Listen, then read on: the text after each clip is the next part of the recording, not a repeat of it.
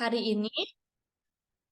Nah, saya di sini bangga dengan ayah bunda semua yang selalu senantiasa semangat belajar bersama kita dari tim Dirsa Consulting ya.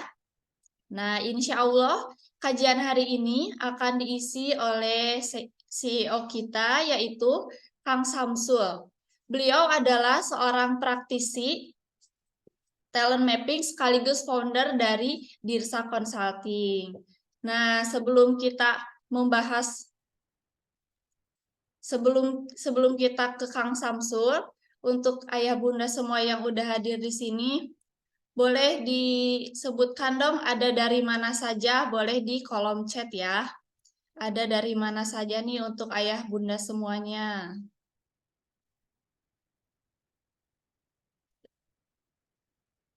Cihideng KBB, oke, ada dari Cihideng KBB dari Bunda Rani Novitasari. Ada Bunda Silmi dari Cikalong Wetan. Wah, ada dari Lampung nih, jauh ya. Dari Lampung jauh yang terima kasih banyak nih kepada Bunda Gayatri yang sudah menyempatkan hadir di acara kajian parenting Dirsa Consulting. Lanjut lagi ada dari Sumatera, wah jauh-jauh ya Bunda ya, Alhamdulillah. Ada dari Bandung, dari Cikalong Wetan. Wah ada dari Lampung lagi, dari Sukabumi hadir. Dari Kota Bau-Bau, Sulawesi Tenggara, Alhamdulillah yang sudah hadir semua di sini ya. Meskipun jauh-jauh, tapi di sini pada semangat untuk ayah bunda semuanya dari Banjarnegara, Jawa Tengah. Dari Sakinah Jombang, Jatim. Oke, ada lagi nih Bun, ayah dari mana lagi?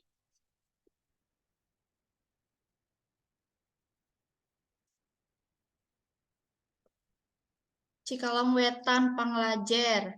Umi Afnan, oke. Depok, wah dari Depok. Oke, nah terima kasih kepada ayah bunda semua yang sudah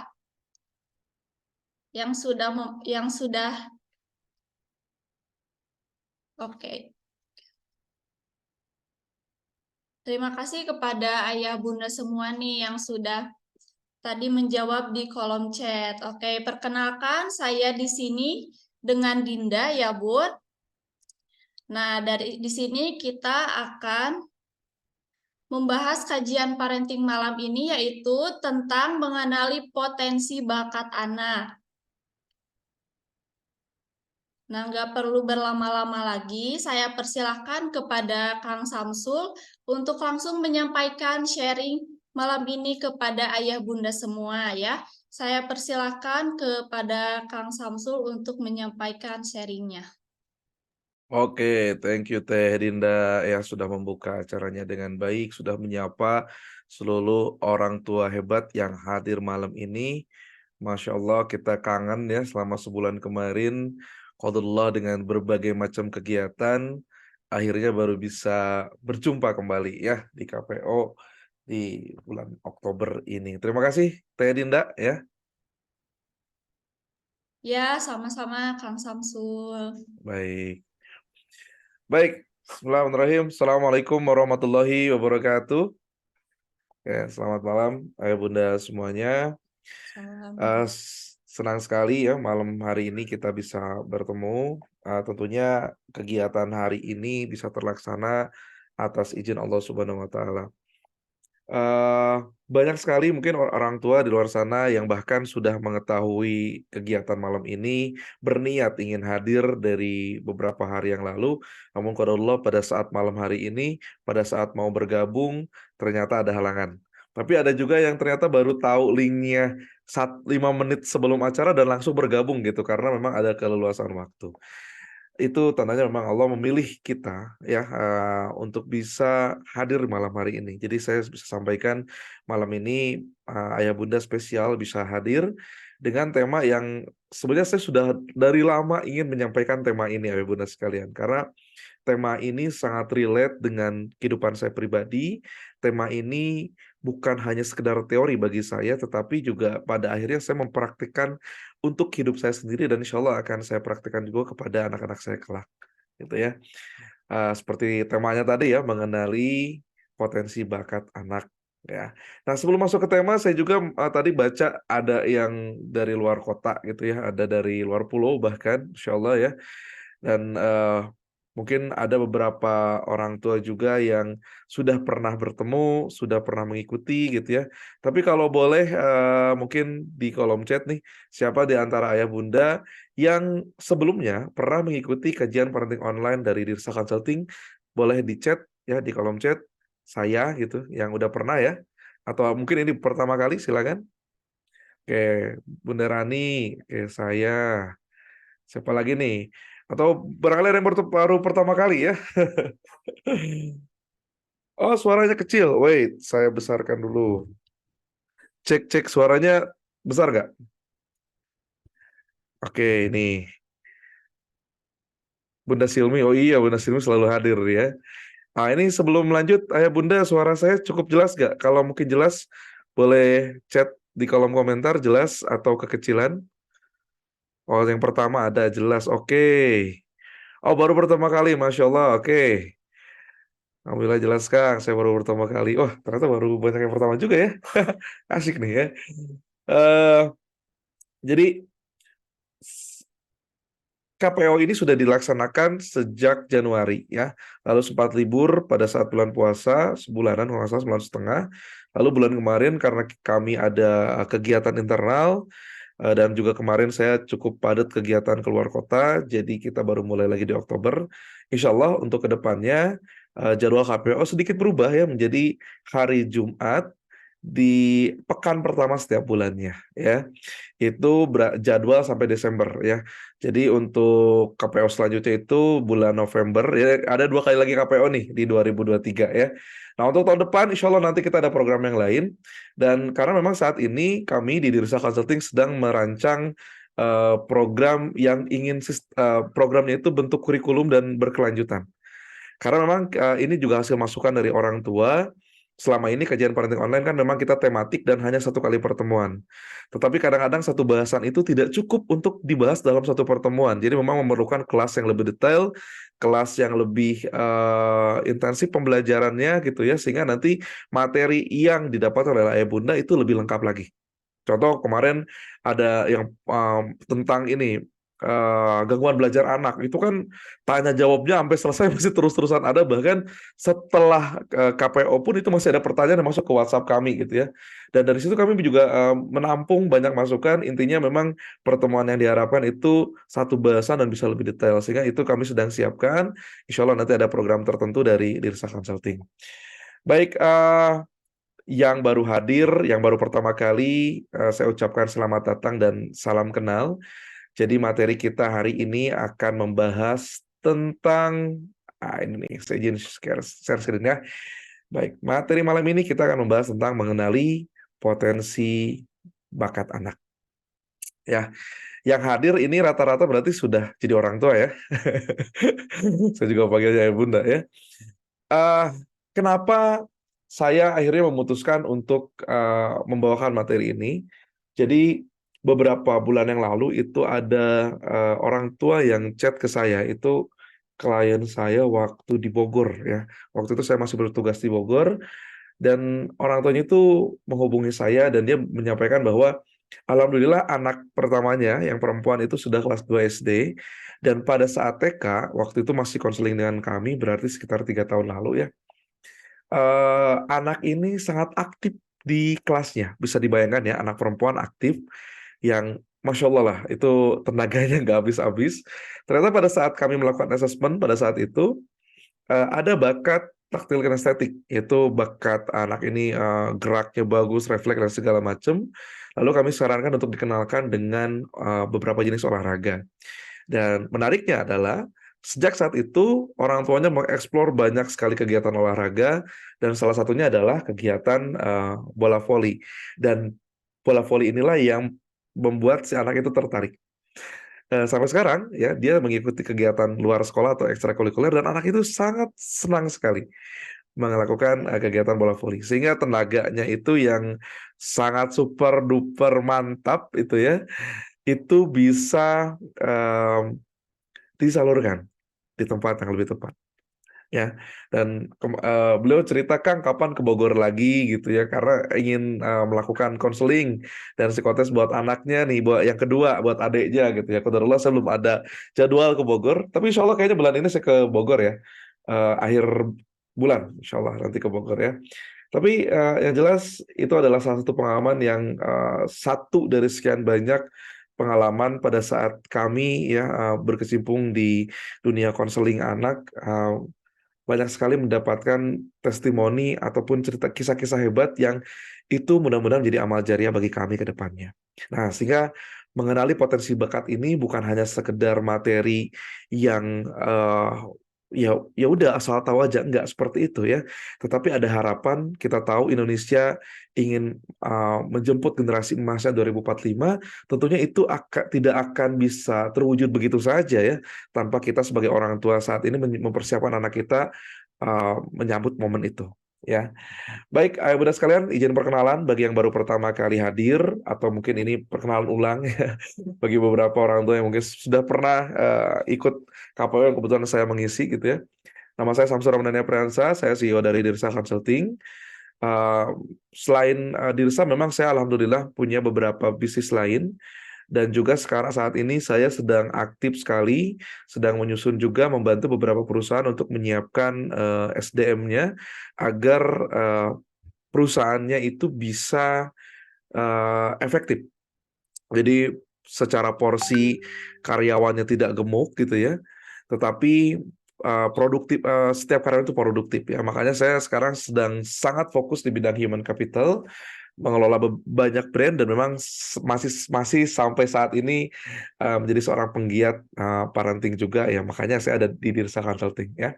Ini website saya isamspirit.com, atau mungkin ayah bunda bisa add Instagram saya @isamspirit.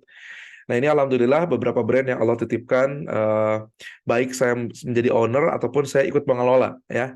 Salah satu di antaranya ada Dirsa Consulting, Mando Rumah, ini perusahaan saya di bidang jasa renovasi rumah atau bangun baru. Wah, atau mungkin ayah bunda baru tahu, oh Kang Samsul ada perusahaan Mando Rumah ternyata. Itu boleh cek di Instagram.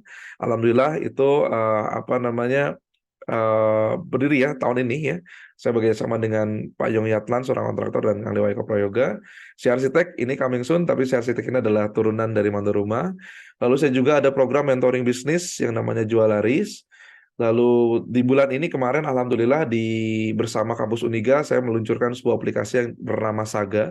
Saga ini adalah marketplace jajanan dan oleh-oleh Garut. Lalu ada brand baju ganti ini untuk t-shirt ya, t-shirt motivasi, quote nyeleneh. Lalu ada Pakar Resep. Pakar Resep ini untuk kursus online tentang masak ya, pastry dan bakery. Wah, udah lintas ini ya, udah lintas bidang nih ya. Lalu juga alhamdulillah saya dipercaya untuk jadi mentor dan CEO di Billionaire Coach, juga menjadi lead atau mentor di Ultimate CS Ninja, dan CEO di Presiden Laptop yang insya Allah launching tanggal 15 bulan ini di Dago ya. Jadi inilah kegiatan saya sehari-hari saat ini ayah bunda. Jadi bukan hanya mengurusi bisnis, tapi juga yang paling penting dari ini semua, saya juga menjadi seorang ayah dari 2 orang anak dan 1 orang istri ya. Dan itu adalah salah satu profesi bagi saya menjadi kebanggaan menjadi seorang ayah, karena tidak mudah kita bisa tetap hadir di rumah, tetap hadir dengan anak-anak dengan aktivitas yang sangat padat. Dan kalau bisa ayah bunda perhatikan, dari semua bidang ini, bidangnya tidak hanya linear ya, tidak satu bidang saja, bahkan ada lintas usaha di situ. Tapi fakta menarik seperti yang tadi sore saya kirim di grup, uh, dari semua bidang bisnis yang saya kerjakan sekarang, itu sebenarnya tidak ada satupun yang sebelumnya itu nyambung dengan apa namanya, dulu ya waktu saya SMA itu saya lulus otomotif. Dan saya tuh sampai sekarang itu nggak ada ketertarikan dengan otomotif, padahal saya nggak paham gitu ya. Bahkan kalau kendaraan saya mogok itu saya bawa ke bengkel ya. Kalau orang tanya, kan kamu otomotif masa nggak bisa, saya sih alasannya bilang ya kita berbagilah sama yang ada gitu. Alasannya kayak gitu, padahal uh, ya memang nggak bisa. Nggak bisa ya. Paling ada otomotifnya Saga ya. Saga karena ada mitra-mitra driver ya. Tapi ya nggak terlalu nyambung sih sebenarnya ya. Tapi di sinilah hal itu jadi menarik gitu ya, ketika kita bisa menjalani sesuatu dengan easy dan kitanya juga enjoy menjalankan itu ya. Kita menikmati dan kita merasa mudah menjalankan itu, ya disitulah mungkin peran kita sebagai manusia di muka bumi ini eh, sesuai gitu ya dengan peran yang diinginkan oleh Allah Subhanahu Wa Taala ya, Tuhan yang menciptakan kita. Dan saat ini mungkin ayah bunda juga ada yang berprofesi sebagai seorang karyawan, ada yang berprofesi sebagai pengusaha, mungkin ada yang jadi guru dan segala macam. Tentunya kita juga memiliki peran masing-masing ya. Dan sayangnya gitu, ada banyak sekali orang di luar sana yang mereka menjalani satu peran yang padahal potensi terbaik mereka bukan di situ. Cuma karena memang beberapa faktor, akhirnya mereka cukup sulit gitu ya untuk keluar dari zona peran tersebut. Ambil contoh, ada orang yang bekerja di satu bidang, sebenarnya dia tuh nggak punya ketertarikan di bidang itu. Namun sayangnya gitu ya, untuk dia keluar juga dengan sepenuh hati, sepenuh sekuat tenaga itu sulit gitu ya.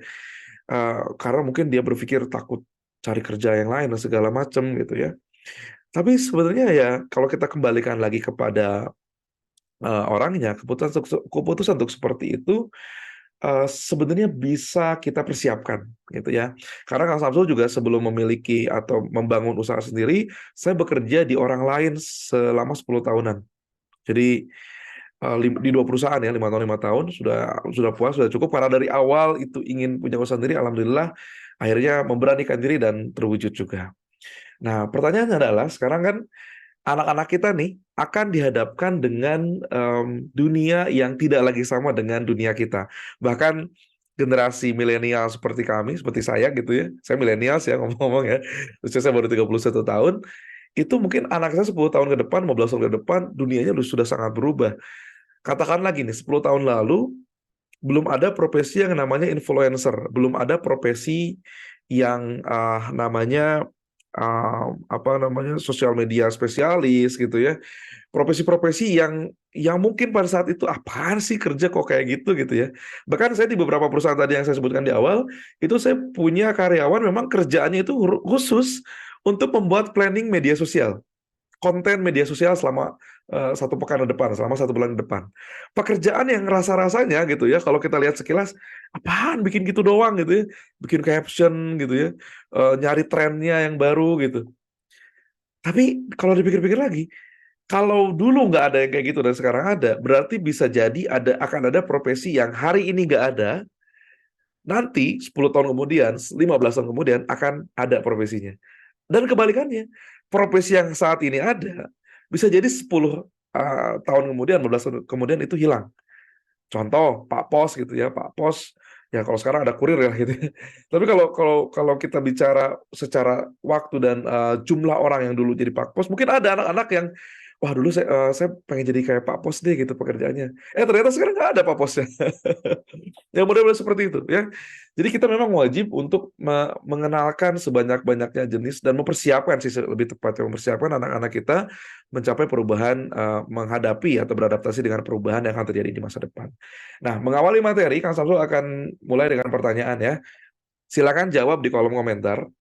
Tidak ada benar atau salah dalam menjawab ini, tapi saya ingin tahu versi ayah bunda sekalian yang hadir. Kenapa sih ya kita mengenali potensi bakat anak itu penting? Karena saya pernah ketemu ya, jujur aja nih ya, tidak semua orang tua itu mungkin menganggap ini penting karena saya pernah ketemu dengan salah satu klien yang ibunya itu sangat concern untuk mengetahui bakat anaknya sejak dini dan ingin mengarahkan. Sedangkan ayahnya itu versi ayah yang tidak percaya dengan bakat. Bayangkan dalam satu rumah, istrinya, sang ibu, itu concern dengan ingin menggali potensi anaknya sejak dini, ingin mengarahkannya, ingin mengeksplor. Sedangkan ayahnya, itu ayah yang bakat itu nggak ada. Nggak ada yang namanya bakat. Semua itu bisa terjadi karena kerja keras. Itu dalam satu rumah loh ya. Nah, saya ingin tahu versi ayah bunda yang hadir, mengapa sih mengenali potensi bakat anak itu penting? Coba aku baca dari atas ya, biar anak enjoy menjalaninya. Oh, ini bahasan tadi ya. Oke. Agar memudahkan orang tua dalam mengarahkan anak. Oke, good. Untuk mengarahkan yang lebih cocok. Oke. Biar nggak salah jurusan. Ini curhat ya Bunda Rani, kayaknya salah jurusan deh. Penting atuh tahu bakat anak biar bisa diarahkan, biar tidak salah mengarahkan, memudahkan untuk mengarahkan. Lebihnya ke arahan ya, peta kehidupan mungkin memudahkan untuk mengarahkan sesuai kemampuannya bekal anak buat masa depan. Wah, mantep-mantep ya. Biar gak jadi orang tua yang egois. Menurut saya penting supaya bisa benar-benar mengarahkan anak bidang apa. Oke, semua jawaban itu benar, benar sekali ya. Dan waduh, kalau saya lihat masalah diarahkan dan tidak diarahkan, banyak banget anak sekarang yang bahkan udah diarahkan pun mereka masih tetap salah salah arah. Lebih ngeri ya. Nah, tapi gini, ayah bunda sekalian, sebelum saya masuk menjawab ya versi Kang Samsul sendiri tentang kenapa sih mengenali potensi bakat anak itu penting. Nah, saya punya satu ilustrasi sederhana. Kan sebenarnya dalam upaya kita mengenali, upaya kita untuk menggali potensi bakat anak itu banyak cara. Nanti di akhir saya akan jelaskan beberapa caranya. Salah satunya ya kita juga bisa berkonsultasi dengan ahli atau profesional, lembaga terkait yang memang mengadakan asesmen untuk menggali potensi bakat anak dengan berbagai jenis tes. Dan saat ini banyak sekali di luar sana ya jenis-jenis tes yang bisa dilakukan, termasuk juga kami memiliki alat tes tersendiri tentunya. Nah, tapi sebaik-baiknya asesmen yang dilakukan di luar, ya, kita itu sebenarnya yang paling tahu diri kita itu pada akhirnya adalah diri kita sendiri. Jadi kita juga, bahkan kita pun sebagai orang tua, yang bisa kita lihat kepada anak kita adalah kompetensi yang kelihatannya saja. Tapi yang akan lebih tahu tentang dirinya sebenarnya adalah ya si anak itu sendiri pada akhirnya. Kenapa? Lalu kenapa kalau seandainya kita yang bakal tahu diri, tapi tetap perlu diarahkan? Nah, kadang-kadang kita tahu, tapi kita nggak pede. Kita tahu, tapi kita belum apa namanya belum kita tahu potensi kita, tapi kita nggak tahu mau diapain. Nah, itulah peran kita sebagai orang tua kita masuk. Tapi tetap yang perlu diingat adalah yang tahu diri sendiri pada akhirnya nanti adalah ya seorang itu ya subjeknya. Sehingga tes apapun nanti yang dilakukan, tes itu digunakan untuk acuan atau referensi. Dan tes apapun yang dilakukan juga itu bukan menjadi cenayang gitu ya. Oh ini nanti masa depannya anak ini akan A, B, C, D, E, F, G. Wah nggak seperti itu. Tapi digunakan sebagai referensi. Minimal kita tuh kalau misal mau jalan ke satu wilayah atau tempat baru gitu ya, kita tuh punya petunjuk itu dijadikan acuan. Tapi masalah nanti pada saat kita jalan, katakanlah kita menggunakan Google Maps, lalu ternyata di tengah jalan ada kecelakaan atau ada katakanlah jembatan rubuh atau apa, tentunya kita akan tetap mencari jalan lain, tapi kita tetap punya petanya. Jadi kita nggak terlalu bingung kalau kita mau punya pilihan jalan yang lain. Ya, itu dulu. Jadi kita harus menyadari bahwa nanti yang akan mengenal diri anak itu ya dia sendiri sebenarnya. Tapi tugas kita adalah mengarahkan dan memang yang kita bisa lihat adalah kompetensinya saja. Itu kita harus sepakati dulu. Ya. Nah, Kang, kalau di Dirisa Consulting memang ada program apa yang bisa mengetahui potensi bakat anak gitu ya. Nah, kita ada dua jenis program sebenarnya. Jadi ini saya jelaskan sekilas dulu ya. Yang pertama adalah genetik. Genetik ini untuk mengetahui potensi bakat bawaan lahir dia, dan kami melakukan itu dari analisa sidik jari. Nah, genetik beda dengan talenta. Kalau talenta ini digunakan untuk memahami lebih dalam minat anak, bakat anak, dan tujuannya pun bahkan bisa digunakan untuk penjurusan sekolah atau karir. Bahkan talenta ini kami buat dalam beberapa versi. Ada yang versi simpel untuk penjurusan saja, ada yang versi dia ingin mengetahui potensi kekuatannya, itu kita bahkan menggunakan talent mapping. Jadi kalau untuk yang talenta itu disarankan usia SMP, SMA ke atas atau dewasa, sedangkan genetik ini disarankan lebih muda, lebih dini itu lebih baik. Jadi kami biasanya menggunakan tes genetik untuk di usia TK atau SD. Karena peruntukannya beda dan juga tujuannya sedikit berbeda. Kalau genetik ini kita membekali orang tua agar tahu dulu nih potensi bidang-bidangnya itu apa saja. Sedangkan kalau talenta itu sudah lebih mengkerucut. Karena memang kami selalu menyarankan di tahap TK dan SD, pastikan anak-anak kita tuh dieksplor segala macam. Jadi orang tua itu mendampingi anak supaya anak tuh tahu dia mau apa namanya profesi itu nggak terbatas dengan beberapa profesi umum saja. Kita tahu kalau anak-anak kita udah TK, ya itu kalau misal hari ini kunjungan ke pemadam, biasanya ditanya anaknya cita-citanya apa, jawabnya semua mau jadi pemadam kebakaran gitu ya. Besoknya datang polisi gitu ya, kantor polisi, kenal dengan polisi baik dan segala macam, terus ditanya, "Cita-citanya mau jadi apa, Nak?" "Aku mau jadi polisi," gitu ya. Ya itu kan karena anak-anak tahunya hanya sebatas itu. Nah, sebagai orang tua kita wajib mengeksplor lebih. Nah, tes genetik ini sangat dianjurkan bagi orang tua yang memang ingin punya, eee, bahasanya itu referensi awal. Agar kita tuh nggak terlalu bingung. Nah, sedangkan talenta ini lebih mengkerucut. Karena dia udah SMP, udah SMA, punya pemikiran sendiri, disarankan dia biar lebih tahu lagi potensinya lebih dalam, ya. Nah, ayah bunda sekalian kalau mau melihat, contoh hasil tes dan konsultasi tentang genetik atau talenta, itu bisa ke website Tirsa Consulting ya. Itu nanti ada di bagian layanan, itu bisa dilihat ya. Oke, selanjutnya saya yakin ya kalau ini jawabannya kayaknya nggak akan ada yang salah ya. Apakah Anda yakin bahwa manusia adalah ciptaan Tuhan? Ya kalau jawab nggak yakin agak ngeri juga sih ya. Kalau saya sih yakin sekali ya bahwa kita ini adalah ciptaan Tuhan, ciptaan Allah Subhanahu wa taala. Sang Maha Pencipta menciptakan sesuatu pasti tidak mungkin ya sia-sia, tidak mungkin tanpa tujuan ya. Dan juga kalau saya tanya lebih dalam lagi, berbicara potensi gitu ya, karena Allah itu pasti memberikan manusia itu, eee, ada dia kelebihan dan memang pasti ada kelemahan, eee, nggak ada yang perfect gitu ya. Nah, kira-kira potensi itu emang hasil latihan atau ada sejak lahir? Nah, kalau kita bahas yang orang tua yang tadi di awal Kang Samsul ceritakan, itu si bapaknya itu mazhab yang saya nggak percaya itu, saya nggak percaya itu hasil, bawaan lahir. Itu ada, tapi dia lebih meyakini bahwa itu hasil latihan. Nah, sedangkan ibunya itu percaya bahwa itu sudah sejak lahir. Sebenarnya apapun jawabannya gitu ya, itu bisa dibenarkan. Nah, mungkin bedanya gini, orang-orang yang berpikir bahwa itu hasil latihan, yang dia latih, yang jadi itu adalah tetap bakatnya yang paling menonjol sebenarnya. Ya kalaupun karena bedanya gini, saya suka suka ceritakan bedanya Messi dengan Ronaldo. Messi itu sudah dikatakan dia adalah orang yang berbakat sejak lahir tentang main bola. Tapi Ronaldo adalah orang yang kerja keras. Dan Ronaldo sering bilang gitu ya bahwa kerja keras bisa mengalahkan bakat. Yes, ketika bakat yang sudah ada, potensi yang sudah ada tidak diasah, yaitu jelas akan kalah dengan orang-orang yang dia giat berlatih, dia kerja keras mengasah yang mungkin sesuatu yang bukan bakatnya dia, tapi dia minat misalnya di situ, dan akhirnya dia jadi juga, ya. Nah, melihat, dua hal tersebut ya, kita ini yakin bahwa kita adalah ciptaan Tuhan, kita diciptakan oleh Allah Subhanahu wa taala ke dunia, diturunkan ke bumi ini, dan kita juga sudah dibekali sesuatu ya. Sebenarnya akan sangat aneh kalau kita itu tidak punya tujuan atau peran yang ada di dunia ini. Jadi kalau misal ada nih anak-anak Gen Z sekarang gitu yang mudah sekali mental health-nya terguncang, Masya Allah ya. Saya juga punya karyawan Gen Z itu, waduh ya Masya Allah, benar-benar beda ya.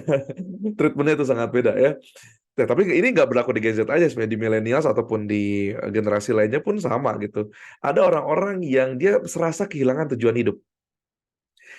Karena dia seakan-akan nggak tahu lagi mau ngapain gitu, seakan-akan saya itu nggak punya potensi. Nah, sebenarnya kalau kita bicara bakat, bakat ini akan kental sekali dengan yang namanya agama atau ketuhanan. Karena kita akhirnya akan melihat sisi-sisi diri kita yang mungkin kita nggak menyadari itu adalah bakat, padahal itu adalah potensi besar yang Allah titipkan kepada kita. Dan itu berlaku buat anak-anak kita. Ada beberapa orang tuh yang melihat anaknya itu kayaknya teh entah berbakat gitu nya, kayaknya teh anaknya itu nggak, kamu tuh bisanya apa sih gitu ya. Melihat anak itu tiap hari tuh hanya main bola mulu gitu ya. Tapi main bola tuh jago banget gitu ya. Dan orang tuh nggak melihat itu sebagai bakat. Ada loh yang kayak gitu. Ya pokoknya kamu tuh harus dapat nilai bagus di sekolah, ABC dan segala macam ya. Padahal kalau kita kembalikan lagi, Allah pasti menitipkan ya, kita itu adalah makhluk ciptaan Allah gitu. Dan kita itu punya potensi yang memang sebenarnya sudah ada sejak lahir. Nah, saya mau kasih analogi kayak gini. Kalau ada orang asing masuk ke rumah kita lihat dia duduk di, ruang tamu katakanlah gitu ya. Dia duduk di ruang tamu, kira-kira si orang ini ya, yang hadir di rumah kita, itu dia punya tujuan atau enggak? Tiba-tiba masuk gitu. Harusnya orang itu kan kenapa masuk atau berkunjung ke rumah kita pasti dia udah punya tujuan. Minimal yang punya rumah itu udah ngasih tugas ke dia. Mungkin kita nggak kenal, tapi ternyata misal kakak kita atau ibu kita di rumah nelpon mau benerin pipa atau mau benerin listrik, katakanlah, oh ternyata dia tukang listrik gitu ya. Ada peran. Karena pada akhirnya kehadiran dia di rumah kita itu hanya akan jadi dua aja. Satu, kalau dia diam, pilihannya kan diam atau beraktivitas itu ya. Kalau dia diam, dia itu mengganggu pastinya.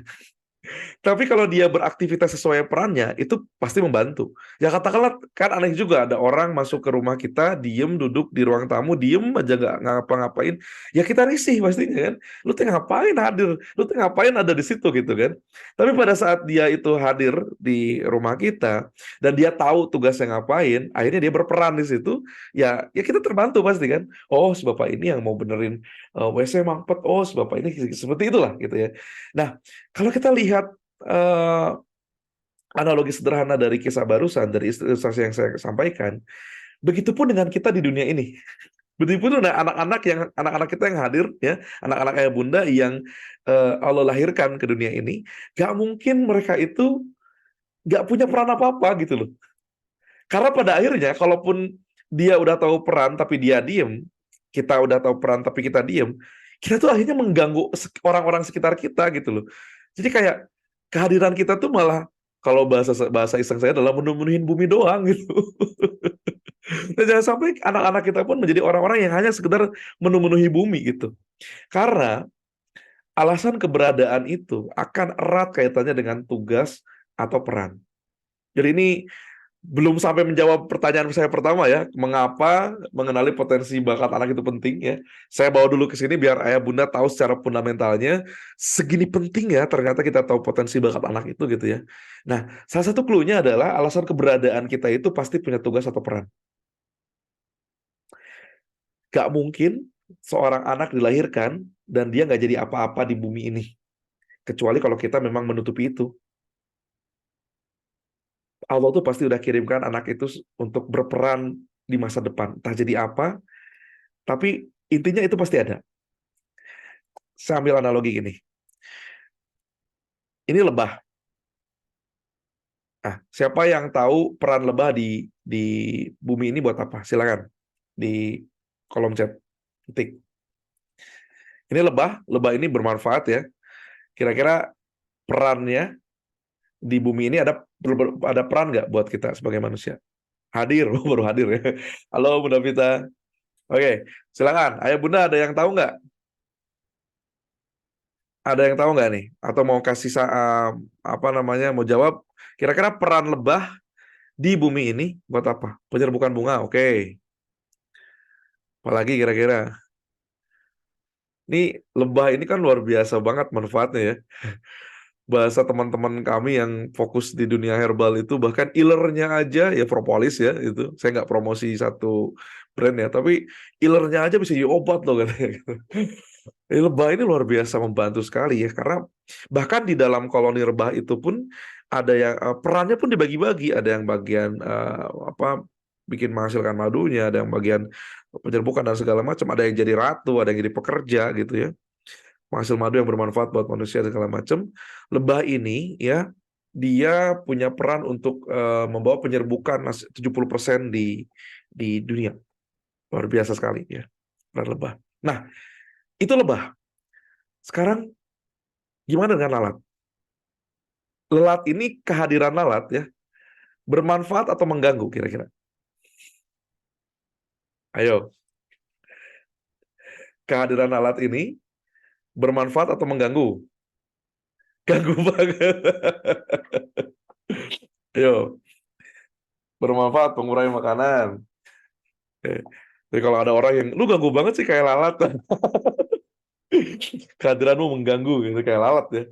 Apa bermanfaat buat pengurangi makanan? Oke, lain-lain. Oh ganggu banget. Ya, ya memang kadang-kadang kalau lagi di rumah, lagi diem ada lalat, wah itu kayak, bahkan lagi makan juga kita pasti risih ya. Tapi tahu gak ya Bunda, ya lalat ini ternyata dia punya peran yang luar biasa di dalam kehidupan. Memang lalat ini akan hadir setiap bangkai, dia memakan kotoran, ya, dan itu menjadi pengurai makanan paling banyak di dunia ini. Dan lalat juga itu menjadi sumber makanan bagi banyak sekali hewan, lalatnya. Ya memang plus minus. Jadi kita nggak bisa lihat sesuatu tuh kayak, wah lalat ganggu banget nih. Masa harus basmi lalat? Itu pasti akan ada yang tidak seimbang. Karena Allah menciptakan sesuatu itu pasti sudah ada tujuannya. Nah, itu lalat loh yang menjijikan. Yang katanya orang ganggu banget, ternyata manfaatnya pun besar bagi kehidupan kita di dunia. Nah, sekarang kita manusia. Apakah kita itu lebih mengganggu daripada lalat? Aduh, malu banget ya kalau kita nggak punya peran, kita ganggu, kayaknya kita, oh ini jadi punya hashtag ya, kamu ganggu banget kayak lalat. Atau kita bahkan kelihatan lebah. Ya sebenarnya mau lebah lalat pun ketika dia memainkan perannya dengan baik, insya Allah dia akan bermanfaat. Karena clue-nya adalah manusia ini diciptakan, kita diciptakan, anak-anak kita lahir ke dunia ini dengan peran-peran yang, ya Allah tidak ceritakan spesifik perannya apa, tetapi secara umum perannya adalah kebermanfaatan bagi yang lain. Itu kuncinya. Jadi saya kali lagi, kita dilahirkan ke dunia ini, atau anak-anak kita yang lahir ke dunia ini, ya, itu pasti punya peran masing-masing. Allah tidak ceritakan spesifik perannya apa. Tapi secara umum, peran kita semua dilahirkan, diri kita dilahirkan, anak-anak dilahirkan ke dunia ini adalah untuk kebermanfaatan. Ya. Jadi, pada saat kita saat ini ternyata kurang bermanfaat, berarti kita belum bisa memainkan peran kita dengan baik. Atau bahkan kita belum menemukan peran yang cocok untuk kita. Tapi insya Allah kalau saat ini kita sudah bisa bermanfaat bagi orang, mungkin bisa jadi kita sudah ada di jalan yang tepat, di peran yang tepat. Ya, maka sekarang kenapa sebenarnya mengenali potensi bakat itu anak itu penting? Nah ini versi kami, versi Kang Samsul sendiri ya. Yang pertama untuk mengetahui kelebihan dan kelemahan diri. Jadi kalau seandainya saya tahu ya bakat anak saya apa, itu kita bisa mengantisipasi kelebihan dan mengantisipasi kelemahan dan bisa memaksimalkan kelebihan. Jadi banyak agak-agak kurang pas kalau seandainya kelemahan itu ditingkatkan. Jadi bisa kita lemah di bidang apa, kamu harus jago dilatih gitu. Karena pada akhirnya pada saat kita melatih yang bisa katakanlah gini lah, kita satu skill itu nilainya 8, satu skill lagi nilainya 5. Ini kelemahan, ini kelebihan. Nah, kalau seandainya kelebihan itu kita diamkan, tapi kita fokus untuk naikin yang kelemahan, kelemahan ini paling naik mentok-mentok jadi 6 atau 7. Nilainya tetap rata-rata umum. Tapi sebenarnya daripada kita fokusnya naikin apa yang jadi kelemahan kita, mending kita fokuskan apa yang jadi kekuatan kita, jadi kelebihan kita. Yang tadinya 8, kita fokuskan, kita latih, itu bisa jadi 9 atau bahkan 9,5, mendekati sempurna katakan. Jadi kita akan sangat expert di bidang itu. Nah, begitupun anak-anak kita nanti. Kalau seandainya kita tidak ya mengenali potensi mereka, kita akan buta dengan apa yang jadi kelebihan atau kelemahan anak-anak kita. Lalu yang kedua, kita juga bisa membantu anak kita mencapai potensi mereka yang terbaik. Seperti yang Kang Samsul sampaikan tadi, ada mungkin orang-orang yang dia udah berperan maksimal, tapi mungkin qadarullah bukan di situ perannya, sehingga dia tidak mencapai potensi terbaiknya dia. Dan ini banyak sekali terjadi di kalangan kita yang sudah pada bekerja. Ya. Dan yang ketiga, kita tahu peran kita atau kita bisa memahamkan ya, bisa paham juga peran anak kita itu di kehidupannya itu nanti jadi sebagai apa. Ya, ini 3 hal yang menjadi penting sekali kenapa kita harus mengenali potensi bakat anak. Atau bahkan potensi kita juga harus tahu. Ya kadang-kadang kita anak kita juga belum tahu. Wah itu harus segera dicari tahu ya biar kita juga nggak hilang arah ya. Nah, oke. Sekarang gimana sih caranya mengenali potensi bakat anak? Setelah kita tahu bahwa bakat anak itu penting dengan 3 kepentingan tadi ya, tahu kelebihan, tahu kelemahan, bisa mencapai potensi terbaik, dan juga kita bisa mengetahui peran di kehidupan itu sebagai apa. Sekarang kita cari tahu nih gimana cara untuk bisa mengenali potensi bakat anak itu. Nah, sebelum saya jawab bagaimananya, kita sama-sama sepakati dulu apa itu bakat. Kira-kira silakan Ayah Bunda bisa jawab kolom chat. Menurut Ayah Bunda, apa sih bakat gitu ya? Bakat itu bakat butuh Kang. Saya kerja karena bakat. Bakat apa? Bakatku butuh katanya. Kalau bahasa Sunda ada gitu ya. Saya bekerja di sini karena bakat ya, bakatku butuh ya. Maksudnya udah butuh banget ya, hajar aja dulu gitu. Oke, Ayah Bunda sekalian silakan chat di komentar menurut Ayah Bunda apa itu bakat. Biar kita sepakat dulu satu pemahaman ya sebelum dijawab gimana caranya ya harus sepakat dulu bakat itu apa.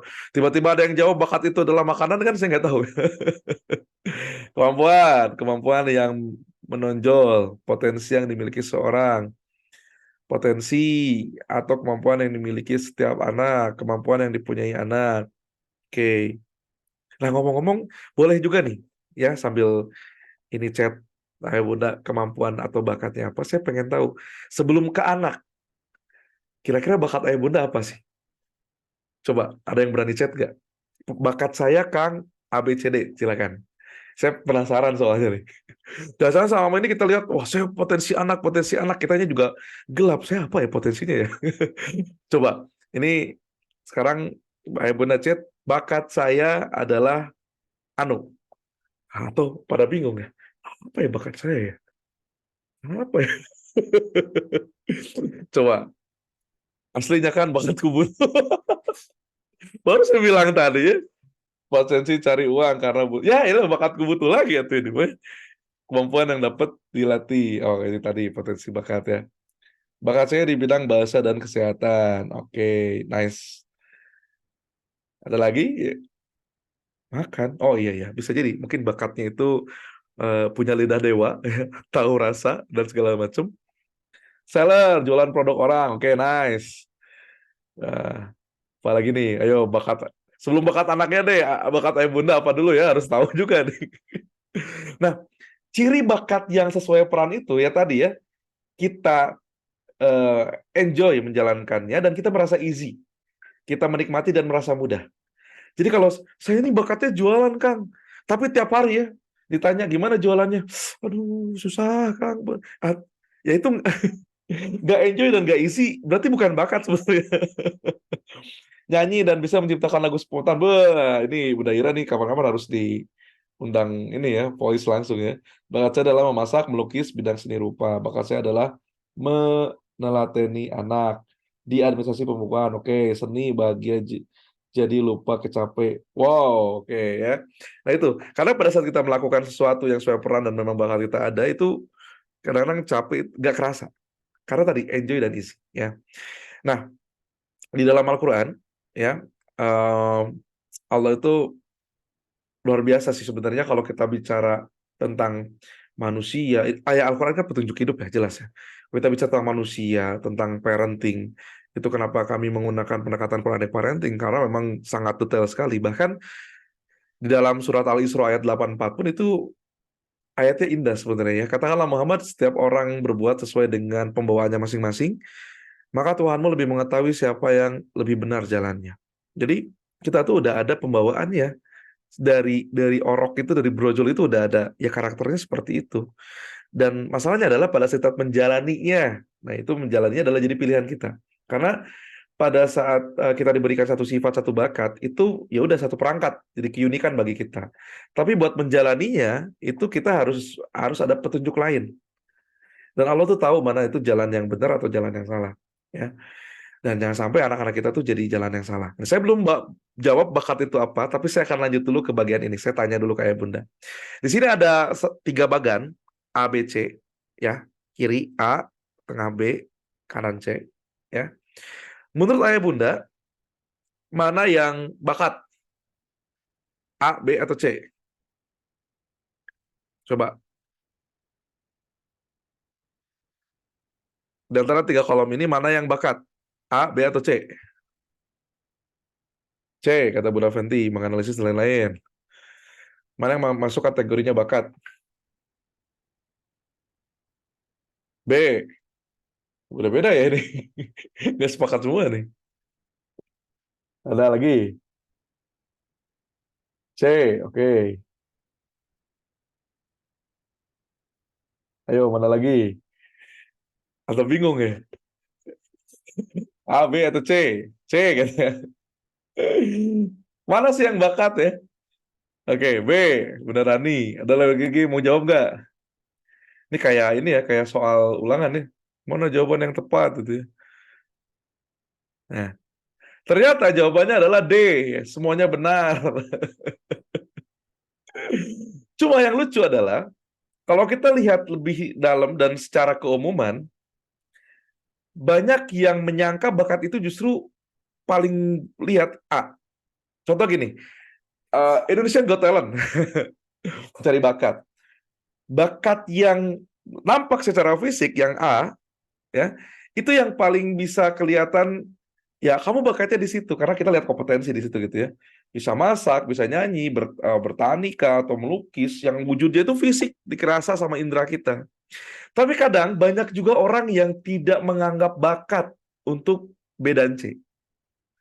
Sifat-sifat produktif atau kegiatan aktivitas kinerja kita itu tidak dianggap sebagai bakat, seperti berjualan, negosiasi, menyeleksi. Kalau itu yang rekrutmen itu, wah nggak semua orang bisa ngerekrut lah itu ya.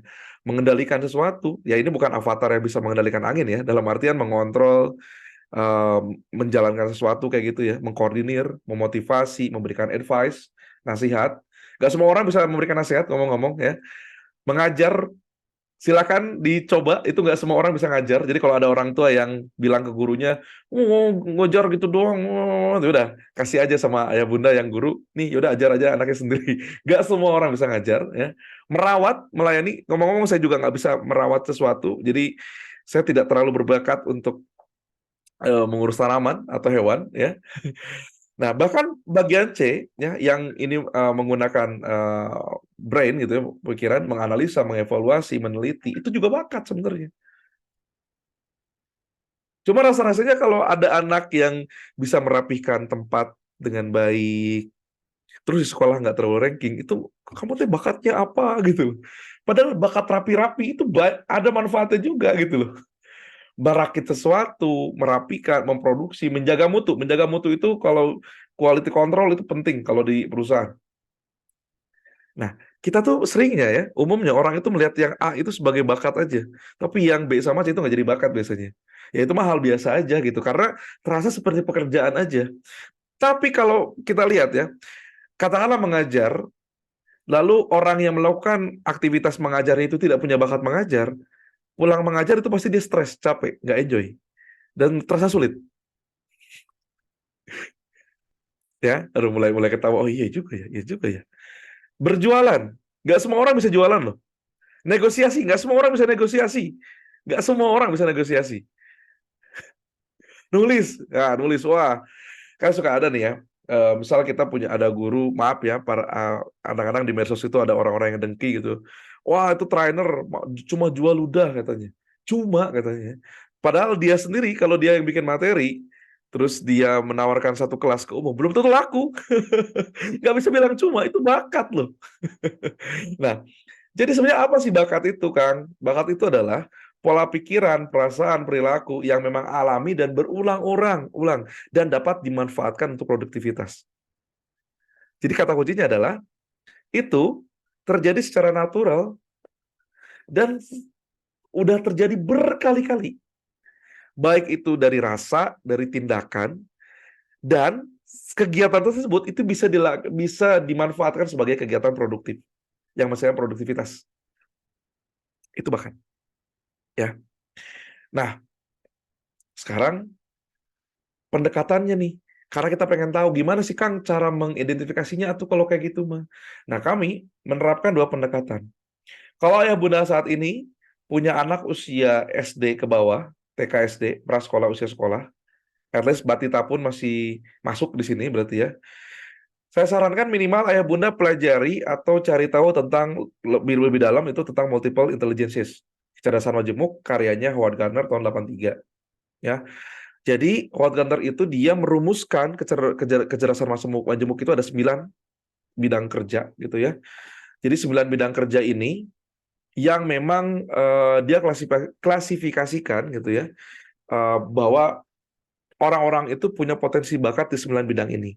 Yang pertama ada di bidang naturalis, Naturalis itu kemampuan untuk bisa mengenali dan mengklasifikasikan alam sekitar. Dia tahu banyak tentang binatang, tumbuhan, bahkan urusan geologi juga dia demen banget gitu ya. Dan itu kan gak setiap orang punya bakat ini. Bahkan, maaf ya, ini jangan diketawain ya. Kang Samsul tuh nggak bisa ngebedain ini pisang apa, itu pisang apa gitu loh. Pisang itu padahal gitu. Ayah saya justru kebalikannya, dia tahu itu pisang apa hanya dari pohonnya gitu kan. Saya nggak bisa itu. Ya, jadi bukan, kan suka suka di gini, nah gitu aja masa nggak bisa. Lah memang karena nggak ada bakat, gimana lagi gitu. Ya, dipelajari pun bisa gitu ya, tapi akan butuh effort yang besar pada akhirnya ya. Yang kedua, taktil kinestetik seperti kisah pertama yang saya sampaikan ya, testimoni dari klien saya di Bogor. Taktil kinestetik itu kurang lebih kemampuan untuk menggunakan tubuh atau gerakan fisik dengan cermat, dengan cerdas, khususnya nih ya, biasanya dalam berlakunya itu di olahraga atau di tarian.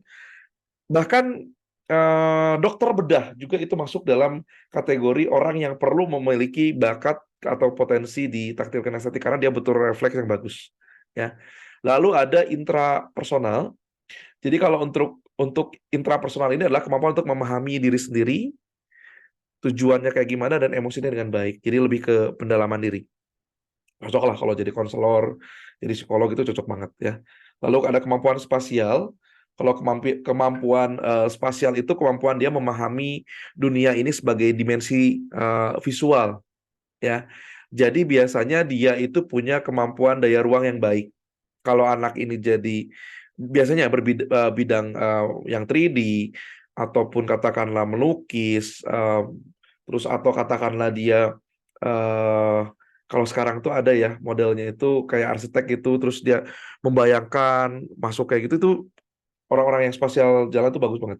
Gini deh sederhananya, ada rumah yang gede, tapi kok rasa-rasanya sempit.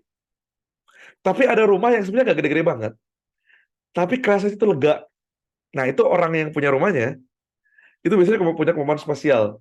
Ya, atau at least dia hire orang yang punya kemampuan spesial untuk mengerjakan itu. Makanya ada desain interior ya. Kalau di saya ada si arsitek atau mandu rumah yang ngerjain itu ya. Nah intinya dia ada kemampuan spasial. Jadi bisa mengukur ruang. Orang yang main basket juga itu perlu kemampuan spesial. Karena dia harus shoot golf gitu, harus ada memperkirakan dan lain-lain, itu juga sama spasial. Lalu kemampuan linguistik, bahasa ya, kemampuan berkomunikasi, kata-kata, bisa mengeluarkan kata-kata yang efektif. Orang tahu apa yang dia maksud dengan dia mengkomunikasikan secara lisan ataupun tulisan. Karena jujur aja ada orang yang punten ya, dia udah ngomong muter-muter dan kita nggak paham tujuannya apa gitu. Kemampuan linguistiknya kurang bagus. Atau kalau ketika dia menulis, susunan pemilihan katanya kurang bagus biasanya. Kalau yang tidak punya kemampuan linguistik, tapi yang linguistiknya bagus itu sangat-sangat mudah dipahami biasanya ya. Lalu juga ada yang kemampuannya interpersonal. Jadi kalau bedanya dengan intra, kalau interpersonal ini adalah memahami orang lain. Kalau tadi kan memahami diri gitu ya. Dalam artian memahami orang lain ini lebih di ranah interaksi sosial atau ranah bekerja dengan kelompok. Jadi ini sangat bagus buat orang-orang yang jadi politikus, berdagang, entrepreneur, ini cocok orang-orang yang punya kemampuan interpersonal gitu ya. Jadi motivator juga masuk ke situ gitu. Lalu ada kemampuan musikal seperti tadi ada salah satu orang tua yang bilang saya bisa bermain musik dan menciptakan lagu, itu musikal. Dan yang terakhir adalah filosofis. Kalau filosofis itu kemampuan yang arahnya itu ke eh, logika berpikir gitu ya. Jadi memang kalau orang-orang filosofis itu dia menanyakan tentang eksistensi diri gitu ya. Dia bisa membaca pola pikir orang, itu yang filosofis. Ngomong-ngomong tentang musikal, ada kan teman kita yang punten ya, dia sangat pede nyanyi tapi nggak masuk nadanya. Ada kan? Gak usah tag orangnya ya, karena nggak bisa di sini ya. Ada yang kayak gitu, itu ya kemampuan musikalnya rendah. Tapi kita kan bisa lihat dari anak-anak, dia nyanyinya nggak false, ketukannya masuk, itu musikalnya ada. Bahkan bisa kelihatan juga anak yang punya bakat musikal, dia bisa mengganti lirik dengan pas gitu nadanya, itu musikal juga. Nah, di sini ada ibu Kang Samsul, itu bukan buku ya, itu ibu. Kalau berminat nggak? Nanti kalau saya kasih. Ini detail, kalau detailnya di situ ada ciri-ciri dan cara mengembangkannya. Ini ebook cara mengenali dan mengembangkan bakat anak ya. Berminat nggak? Kalau minat nanti saya kasih. Kalau nggak usah, nggak apa-apa. Nggak usah maksain ya. Oh, Astaga, share screen-nya mana Kang Samsul ya? Salah nih saya. Ini dari tadi ngecoblak wae nggak ada share screen-nya. Astagfirullahaladzim. Maaf. Ini ya. Tadi ada naturalis, taktil kinestetik, interpersonal, dan lain-lain. Ada 9 ya. Nah, di sini ada Ibu Kang Samsul ya, cara praktis mengenali dan mengembangkan bakat anak. Berminat nggak? Kalau berminat nanti saya kasih di grup ya. Nanti linknya bisa di-download sama Bunda. Agak ketinggalan mencatatnya. Oh, sorry ya. Tadi sampai mana ya? Saya nggak ada share screen-nya. Tadi saya sampai mana? Nggak ada share screen-nya ya. Udah mohon maaf banget ya. Tapi kayaknya tadi belakang sih nggak terlalu ini ya. Minat. Oke, gas lah. Dan insya Allah nanti akan ada e-course tersendiri tentang bakat anak. Karena memang treatmentnya itu beda. Kita klasifikasikan anak-anak yang prasekolah, anak-anak usia sekolah, dan anak-anak remaja itu nanti ada klasifikasinya khusus. Oke. Ini buat pendekatan pertama melewat kecerdasan majemuk karyanya Howard Gardner ya. Sekarang kita lanjut ke, nah ini, talent mapping assessment. Alhamdulillah Kang Samsul juga aktif sebagai praktisi talent mapping. Talent mapping ini dikembangkan oleh Abah Rama, yang mana memang dasar pertamanya itu dari Gallup Organization, yang memang dia mengklasifikasikan ada 30 bahkan 34 ya jenis bakat, sifat bakat yang ada pada diri manusia, yang nantinya itu bisa melihat potensi kekuatannya apa dan perannya apa. Ini sangat cocok dan Kang Samsul rekomendasikan bagi anak-anak usia SMP, SMA atau dewasa, atau bahkan ayah bunda yang sampai saat ini masih ngerasa bingung banget mau ngapain dalam kehidupannya. Serius ya. Ketika tahu diri kita mau apa, kita bisa dengan leluasa dan sepenuh hati ya melakukan aktivitas yang memang sesuai dengan peran kita. Jadi prinsipnya ada bakat, ada potensi kekuatan, ada peran. Bakat itu berupa sifat nempel ke manusianya, lalu ada aktivitas yang terjadi, aktivitas yang dilakukan atas dasar bakat yang dimiliki, dan nanti ada perannya, kumpulan aktivitasnya jadi peran di dalam kehidupan itu terjadi apa. Saya ambil contoh sederhana. Sebenarnya talent mapping itu sangat detail ya. Asesmennya sangat mudah, dilakukan mengisi kuesioner 170 soal, 114 soal, dan itu bisa dilakukan secara mandiri. Tapi saya mau kasih gambaran sederhananya terkait dengan strength base ini ya. Ketika kita berfokus pada kekuatan. Katakanlah gini. Nah, ada sifat atau bakat orang yang pertama ya, yang warna biru sama merah itu bakat positifnya gitu ya. Nggak suka maksa, senang mengkomunikasikan pikirannya, jadi senang ngobrolin ke orang, saya punya bla bla bla gitu ya. Senang melihat kemajuan orang, senang banget ngelatih orang, tidak suka konflik.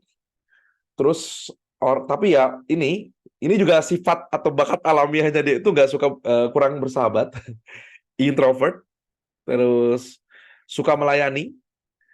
Suka melayani dan introvert itu bisa terjadi ya, nggak tegaan, tidak terlalu empati, senang mempelajari hal baru, tidak visioner, strategis, tidak teratur, dan tidak teliti.